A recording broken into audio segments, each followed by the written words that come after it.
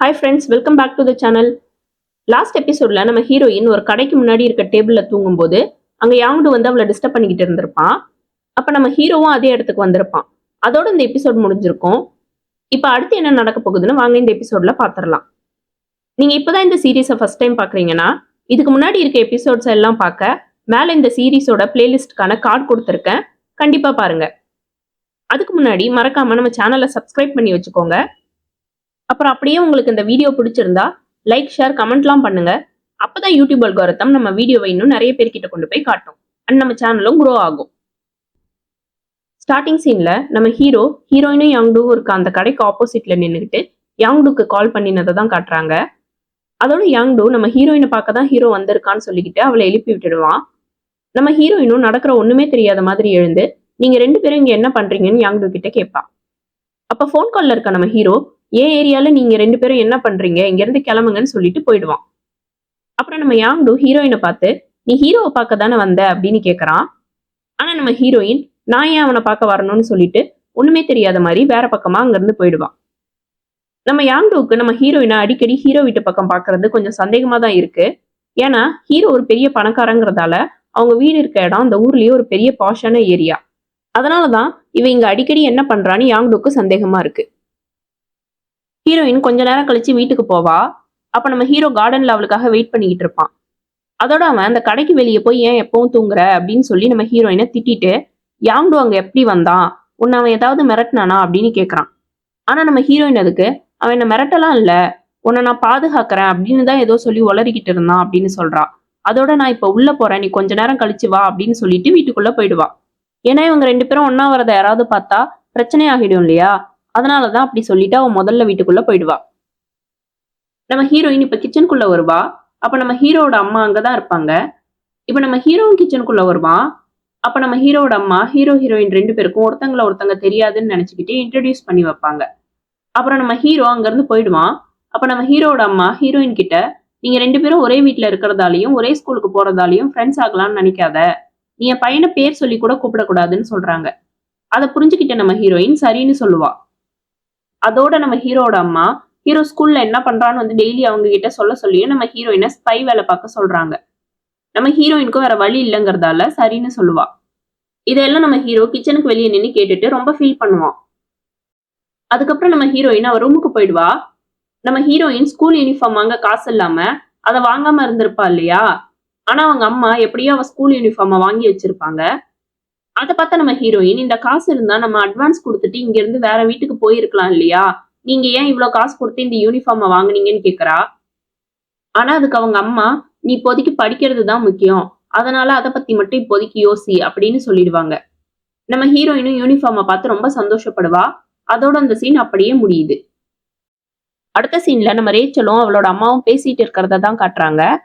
அப்ப அவளோட அம்மா இவங்க ஃபேமிலியும் யாங்டுவோட ஃபேமிலியும் சேர்ந்து ஃபேமிலி போட்டோக்காக போட்டோ ஷூட் எடுக்கணுங்கிறத பத்தி அவகிட்ட சொல்றாங்க. ஏன்னா இவங்க அடுத்து யாங்டுவோட அப்பாவை கல்யாணம் பண்ணிக்க போறாங்க இல்லையா. ஆனா இது நம்ம ரேச்சலுக்கு சுத்தமா பிடிக்காது. அதனால அவ கோவமா அங்க இருந்து போயிடுவா. அடுத்து நம்ம ரேச்சல் யாங்டுவை மீட் பண்ணி இதை பத்தி பேசுறா. அதோட நம்ம ரேச்சல் இவங்க அப்பா அம்மா கல்யாணத்தை எப்படியாவது நிறுத்தணும்னு சொல்லுவா.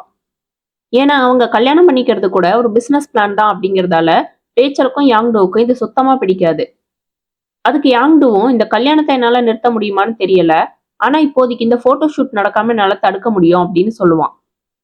அதோட இந்த விஷயத்த நான் சரியா முடிச்சதும் இதுக்கு கைமாறா நான் கேட்கறத நீ எனக்கு கொடுக்கணும்னு ரேச்சல் கிட்ட சொல்லுவான். ரேச்சல் என்னவா இருக்கும்னு கொஞ்சம் பயப்படுறா. ஆனா வேற வழி இல்லாததால அதுக்கு சரின்னு சொல்லிடுவா. இப்போ அடுத்த நாள் காலையில தான் காட்டுறாங்க. நம்ம ஹீரோ விடியறதுக்கு முன்னாடியே ஸ்கூலுக்கு ரெடியாகி அவன் வீட்டுக்கு முன்னாடி வெயிட் பண்ணிக்கிட்டு இருப்பான். என்னன்னு பார்த்தா நம்ம ஹீரோயின் ஹீரோ கண்ணில் படக்கூடாதுன்னு விடியறதுக்கு முன்னாடியே கிளம்பி வெளியே வந்துட்டு இருப்பா. ஆனா நம்ம ஹீரோ இப்படிதான் நடக்கும்னு உஷாரா அதுக்கு முன்னாடியே ரெடியாகி வீட்டுக்கு வெளியே வெயிட் பண்ணிக்கிட்டு இருப்பான். ஹீரோயின் அப்ப கூட அவனை அவாய்ட் பண்ண பாப்பா. ஆனா நம்ம ஹீரோ இதுக்காக ஒன்றும் நான் சீக்கிரம் எழுந்து கிளம்பலன்னு சொல்லி அவளை டாக்ஸியில கூட்டிக்கிட்டு இவ ரெண்டு பேரும் ஒன்னாவே ஸ்கூலுக்கு போவாங்க. அப்ப கூட நம்ம ஹீரோயின் இவங்க ஒன்னா வரத ஸ்கூல்ல யாராவது பார்த்துடுவாங்கன்னு பயப்படுவா. ஆனா இவ்வளவு சீக்கிரம் அங்க யாரும் இருக்க மாட்டாங்கன்னு நம்ம ஹீரோ சொல்லிட்டு நான் உனக்காக ரொம்ப சீக்கிரம் எழுந்துட்டேன், அதனால எனக்கு இப்ப தூக்கம் வருது அப்படின்னு சொல்லி அவ தோள் மேல சாஞ்சுக்குவான். அப்படியே நம்ம ஹீரோயின் கிட்ட நீ இந்த யூனிஃபார்ம்ல ரொம்ப அழகா இருக்கணும்னு சொல்லுவான். நம்ம ஹீரோயினும் இதை கேட்டு அப்படியே வெக்கப்படுவா. அப்புறம் 2 பேரும் ஒன்னாவே ஸ்கூல்ல நடந்து போய்கிட்டு இருப்பாங்க. நம்ம ஹீரோ ஹீரோயினை ரொமான்டிக்கா பார்த்துக்கிட்டே இருப்பான். அவளும் வெக்கப்பட்டுக்கிட்டே முன்னாடி நடந்து போய்கிட்டு இருப்பா. அப்ப நம்ம யாங்கோட ஃப்ரெண்டு ஸ்கூலுக்குள்ள இருந்து வருவான். அவனை பார்த்து நம்ம ஹீரோ ஹீரோயின் 2 பேருமே பயந்துருவாங்க. அப்ப கீழே தரையில யாராவது இறந்து போனா அந்த இடத்துல பாடி அவுட்லைன் பண்ணுவாங்க இல்லையா, அந்த மாதிரி சாக் பீஸ்ல ஒரு டிராயிங் இருக்கும். அந்த டிராயிங்கை யாங்கோட ஃப்ரெண்ட் மிதிச்சிடுவான். அப்ப நம்ம ஹீரோயின் அதை பார்த்து பயப்படுவா. ஆனா அது ஒரு ஃபேக்கான டிராயிங் தான், டெய்லி யாருதான் அதை அங்க வரையறாங்கன்னு தெரியல அப்படின்னு அவன் பதில் சொல்லுவான். இப்ப கூட மறுபடியும் நம்ம யாங்கோட ஃப்ரெண்டு நம்ம ஹீரோயினை எங்கேயோ பார்த்த மாதிரி இருக்கு அப்படின்னு சொல்லுவான். ஆனா அவனுக்கு எங்கன்னு தான் இன்னும் ஞாபகம் வரல. அதுக்கப்புறம் 3 பேரும் அவங்க கிளாஸுக்கு போயிடுவாங்க. இப்ப பிரேக் டைம்ல நம்ம போனாவும் சானும் பேசிட்டு இருக்கிறத தான் காட்டுறாங்க. நம்ம போனாக்கும் ஹீரோயினை பத்தி தெரிஞ்சிருக்கும் போல. அதனால நம்ம சான் ஹீரோயின் சோஷியல் கேர் கோட்டால தான் இந்த ஸ்கூலுக்கு டிரான்ஸ்ஃபர் ஆகி வந்திருக்கான்னு யார்கிட்டயும் சொல்ல வேண்டாம்னு சொல்லுவான். போனாக்கு நம்ம ஹீரோயினை பிடிக்கலனாலும் அவ இதை பத்தி நான் யார்கிட்டயும் சொல்ல மாட்டேன்னு சொல்லுவா. அப்ப போனா நம்ம ஹீரோவும் இவளும் கொஞ்ச நாள் ரிலேஷன்ஷிப்ல இருந்திருப்பாங்க இல்லையா, அதை பத்தி யாரு சொன்னது, நம்ம ஹீரோவா அப்படின்னு கேக்குறா. அதுக்கு சான் அதை பத்தி ரேச்சல் தான் அமெரிக்கால இருக்கும்போது சொன்னான்னு சொல்றான். இதை கேட்டதும் போனாவுக்கு ரேச்சல் மேல செம கோவம் வரும். அதோட அந்த சீனும் அப்படியே முடியுது. இப்ப நைட்டு நம்ம ஹீரோ வீட்டை தான் காட்டுறாங்க. நம்ம ஹீரோட அண்ணன் அவரோட அப்பாவை பார்க்க வீட்டுக்கு வந்திருக்காரு. இனிமே வீட்டுக்கு வர போறது இல்லைங்கிறத பத்தி சொல்லிட்டு அவர் ரூமுக்கு போய் அவர் திங்ஸ் எல்லாம் எடுத்து வச்சிட்டு இருப்பாரு. அப்ப நம்ம ஹீரோ அவனோட அண்ணனை பார்க்க அங்க வருவான். வழக்கம் போல அவர் நம்ம ஹீரோ கிட்ட முகம் கொடுத்து கூட பேசல. நம்ம ஹீரோவும் அவர் வீட்டை விட்டு போக கூடாதுன்னு எவ்வளவோ சொல்றான். ஆனா அவரு திருப்ப நம்ம ஹீரோ ஹர்ட் பண்ற மாதிரி பேசிட்டு அங்க இருந்து போயிடுவாரு. இப்ப நம்ம ஹீரோட அண்ணன் அவங்க வீட்டு வைன் ரூம்ல தான் இருப்பாரு. அங்க இருக்க வைன்ல ஒரு பிராண்ட் அவர் நேம்ல இருக்கு. என்னன்னு பார்த்தா நம்ம ஹீரோ அண்ணனோட அம்மா வைன் மேக்கரா இருந்திருப்பாங்க போல. அவங்க தான் இந்த வைனையும் அவங்க பையன் பேர்ல செஞ்சிருந்திருக்காங்க. அதனால நம்ம ஹீரோ அண்ணனுக்கு இந்த வைன் மேல ஒரு பெரிய சென்டிமெண்ட்டே இருக்கு. அதெல்லாம் அவர் யோசிச்சுட்டு இருக்கும்போது நம்ம ஹீரோ இங்கேயும் வந்துடுவான். வந்தவன் அவங்க அண்ணன் கிட்ட அமெரிக்கால இருந்து வந்ததுக்கு, அப்புறம் அவர் தங்கியிருந்த ஹோட்டலுக்கு வந்ததுக்கு, அதுக்கப்புறம் அவங்க ஆபீஸ்க்கு வந்ததுக்குன்னு எல்லாத்துக்கும் சாரி சொல்றான். ஏன்னா அவங்க அண்ணன் ரூம்ல இருக்கும்போது இதெல்லாம் சொல்லி அவனை திட்டி இருப்பாரு. அதோட இதையெல்லாம் சொல்லிட்டு நம்ம ஹீரோ அவனோட அண்ணனை கட்டி பிடிச்சுக்கிறான். அப்படியே நான் உங்களுக்கு போட்டியா எப்பவும் நிக்க மாட்டேன் அப்படின்னு சொல்றான். இப்ப நம்ம ஹீரோ அண்ணனும் கொஞ்சம் எமோஷனலா தான் பாக்குறாரு. ஆனா எதையும் வெளியே காட்டிக்காம அங்கிருந்து போயிடுறாரு. இப்ப அடுத்த நாள் ஸ்கூல்ல தான் காட்டுறாங்க. நம்ம யாங்டு அவன் ஃப்ரெண்ட்ஸை வச்சு பிளாக் பண்ணி கிளாஸ்க்குள்ள யாரையும் விடாம நம்ம ஹீரோயினை மட்டும் தனியா வச்சுக்கிட்டு பேசிட்டு இருப்பான். அப்ப நம்ம போனா அங்க வருவா. நம்ம யாங்டோட ஃப்ரெண்ட்ஸை மீறியும் கூட அவ கிளாஸ்க்குள்ள வந்து யாங்டுவை நல்லா திட்டுவா. அப்ப யாங்டு நம்ம ஹீரோயின் பேக்கையும் போனா பேக்கையும் வாங்கி கீழே எல்லா திங்ஸையும் கொட்டிடுவான். அப்போ அவன் 2 பேரோட திங்ஸையும் கம்பேர் பண்ணி பார்த்துட்டு ஹீரோயினை பார்த்து, நீ ஒன்றும் பணக்காரி மாதிரி எனக்கு தெரியல, நீ சோஷியல் கேர் கோட்டால தான் இங்க வந்திருப்பேயோன்னு தோணுது அப்படின்னு சொல்லுவான். அதோட நீங்க இருக்க எல்லாரையும் புது பணக்காரையா நடிச்சு ஏமாத்திட்டு இருக்கன்னு எனக்கு தோணுது அப்படின்னு சொல்லுவான். அப்ப நம்ம சான் கிளாஸ்க்குள்ள வந்து யாங்டு கிட்ட இருந்து நம்ம ஹீரோயினை காப்பாத்துவான்.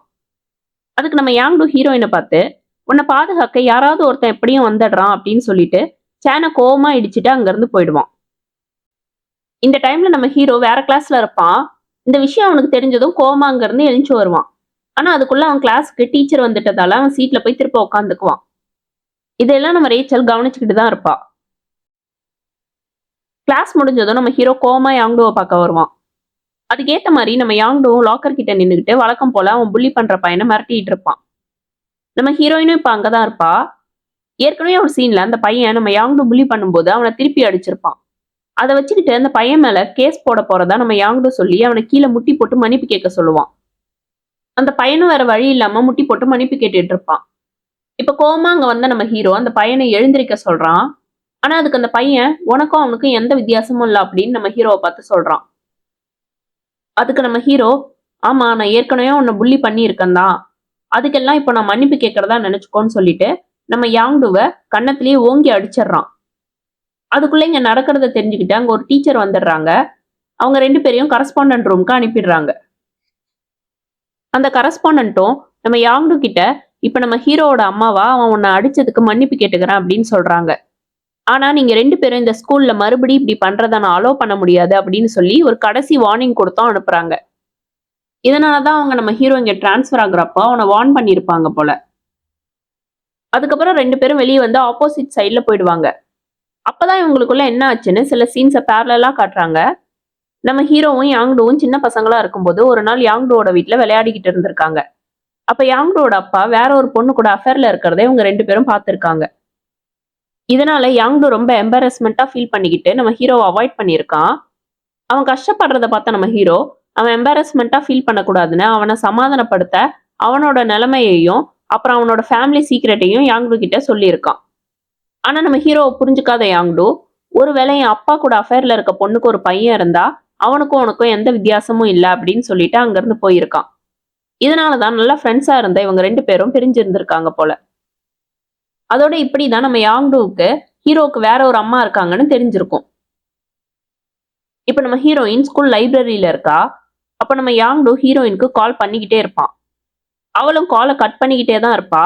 ஆனாலும் யாங்டோ திருப்ப திருப்ப கால் பண்ணிக்கிட்டே தான் இருப்பான். அதனால இப்ப நம்ம ஹீரோயின் வேற வழி இல்லாம போனை அட்டன் பண்ணி பேசுறா. அப்ப நம்ம யாங்டோ அவன் புள்ளி பண்ற பையன் மேல போட்டு இருக்க கேஸை வாபஸ் வாங்கணும்னா அவனை பார்க்க நம்ம ஹீரோயின் இப்ப வரணும்னு சொல்லுவான். அப்ப அந்த பையனும் அங்க வந்து ஹீரோயின் கிட்ட ஹெல்ப் கேட்பான். இதனால அவனுக்கு ஹெல்ப் பண்றதுக்காக நம்ம ஹீரோயின் யாங்டோவை பார்க்க அவன் ஹோட்டலுக்கு போவான். இப்ப நம்ம யாங்டோ அவனோட ஹோட்டல் ரூம்ல தான் இருப்பான். நம்ம ஹீரோயினும் சொன்ன மாதிரியே அவனை பார்க்க வந்திருப்பான். அவன் இப்ப பேசுறதெல்லாம் பார்த்தா நம்ம ஹீரோயினை இவன் புள்ளி பண்றானா இல்ல இவனுக்கும் நம்ம ஹீரோயினை பிடிச்சிருக்கானே நமக்கு சந்தேகமா இருக்கும். ஏன்னா அந்த அளவுக்கு அவன் ஹீரோயின் கிட்ட ஃபிளர்ட் பண்ணிட்டு இருப்பான். அப்ப அவன் ரூமோட காலிங் பெல் அடிக்கும். போய் ஓபன் பண்ணி பார்த்தா ரேச்சல் அங்க வந்திருப்பா. அதோட அவ ரூம்குள்ள வந்ததும் நம்ம ஹீரோயின் உள்ள இருக்கிறத பாத்துடுவா. அதனால அவ கோவமா அங்க இருந்து போயிடுவா. இப்ப நம்ம ஹீரோயினும் யாங்டோவை பார்த்து, நீ சொன்னதை நான் செஞ்சுட்டேன், அந்த பையன் மேல நீ போட்டிருக்க கேஸை கண்டிப்பா வாபஸ் வாங்கிடுவேன்னு நம்புறேன் அப்படின்னு சொல்லிட்டு அங்க இருந்து போயிடுவா. இப்ப நம்ம ரேச்சல் ஸ்ட்ரைட்டா ஹீரோக்கு தான் கால் பண்றா. அதோட நம்ம ஹீரோயினை யாங்டோவோட ரூம்ல பார்த்ததை போட்டும் கொடுத்துடுறா. நம்ம ஹீரோவும் ஹீரோயினுக்கு திருப்ப திருப்ப கால் பண்றான். ஆனா அவன் நம்பருக்கு கால் போகவே இல்லை. இதனால அவன் நம்ம ஹீரோயினை பார்க்க அவ வேலை பார்க்குற இடத்துக்கு போறான். அவளும் இப்ப அங்கதான் இருக்கா. அப்புறம் அவளை வெளியில கூட்டிட்டு வந்து யாங்டோவோட ஹோட்டலுக்கு எதுக்கு போனேன்னு கேட்கறான். அவன் நடந்த எல்லா விஷயத்தையும் சொல்றா. அதுக்கு நம்ம ஹீரோ இதுல எல்லாம் தலையிடாதன்னு எத்தனை டைம் சொன்னாலும் கேட்க மாட்டியான்னு திட்டுறான். ஆனா நம்ம ஹீரோயினோ, யாங்டோ என்னை ஃபாலோ பண்ணி வரதுக்கு நீ தான் காரணமே, நீ என்னை விட்டு விலகி இருந்தாலே போதும் எல்லாம் சரியாகிடும் அப்படின்னு சொல்றான். அதோட நான் வாழ்றதே எனக்கு இங்க கஷ்டமா இருக்கு, இப்போதைக்கு நான் நல்லபடியா ஸ்கூலை முடிச்சு ஒரு நல்ல நிலைமைக்கு வரணுங்கிறதுல மட்டும்தான் என் எண்ணம் இருக்கு. ஆனா எனக்கு டெய்லி ஸ்கூல்ல இவ்வளவு பிரச்சனை வரதுக்கு காரணமே நீதான், எனக்கு என்ன பண்றதுனே தெரியல அப்படின்னு சொல்றான். இதையெல்லாம் கேட்டு நம்ம ஹீரோ, என்ன பண்ணணும்னு நான் சொல்றேன், நீ என் வீட்டை விட்டு நாளைக்கே வெளியே போயிடு அப்படின்னு கோவமா சொல்றான். இதை கேட்டு நம்ம ஹீரோயின் ஷாக் ஆகி நிக்கிறா.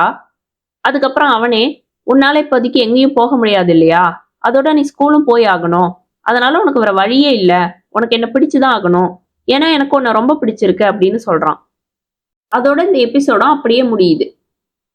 நம்ம ஹீரோ ஏற்கனவே அமெரிக்கால இதே மாதிரி ஹீரோயின் கிட்ட சொல்லி இருப்பான். அப்ப இவங்க 2 பேருக்கும் ஒருத்தங்க யாருன்னு தெரிஞ்சிருக்காது. ஆனா இப்ப அப்படி இல்ல. இவங்க 2 பேருக்குமே அவங்களையும் அவங்க ஃபேமிலியையும் பத்தி நல்லாவே தெரியும். இதெல்லாம் தெரிஞ்சும் நம்ம ஹீரோ ஸ்ட்ராங்கா ஹீரோயினை பிடிச்சிருக்குன்னு சொல்லிட்டான். நம்ம ஹீரோயின் இப்ப என்ன சொல்ல போறான்னு அடுத்த எபிசோட்ல பார்க்கலாம். தேங்க்ஸ் ஃபார் வாட்சிங். Stay tuned.